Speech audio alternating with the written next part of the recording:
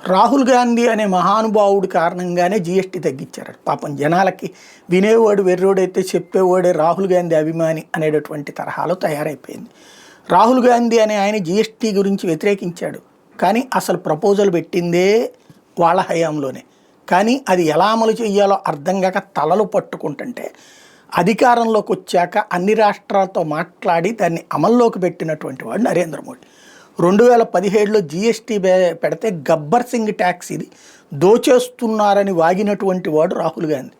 But దానికి మేము వస్తే రద్దు చేస్తామని వెళ్ళాడు ఎలక్షన్స్కి 2019లో.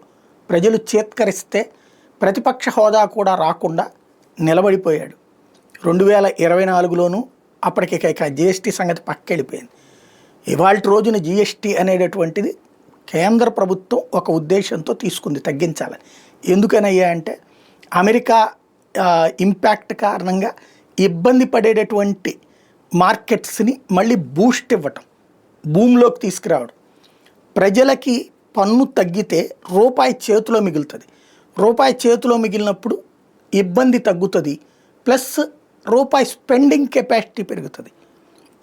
ఇప్పటిదాకా 10,000 రూపాయలు ఖర్చు అవుతున్నటువంటిది ట్యాక్సుల వల్ల ఒక 2,000 మిగిలిందనుకోండి, ఈ 2,000 మళ్ళీ మనం కొనుగోలు చేస్తాం కదా. తద్వారా కొత్త వ్యాపారం, కొత్త మార్కెట్టు, కొత్త ఇండస్ట్రీసు, ఇట్లాగా 145 కోట్ల జనాభా కలిగినటువంటి దేశంలో డబ్బు రొటేట్ అయితే దాని ఇంపాక్ట్ అనేటటువంటిది ఇండస్ట్రియల్ గ్రోత్ని పెంచుతుంది అన్న ఉద్దేశంతో, ప్లస్ జనాల మీదన భారాలు తగ్గించే ఉద్దేశంతో పెడితే ఆ క్రెడిట్ని రాహుల్ గాంధీకి ఇద్దామని ఏడ్చేటటువంటి మహానుభావులు కూడా ఉన్నారు.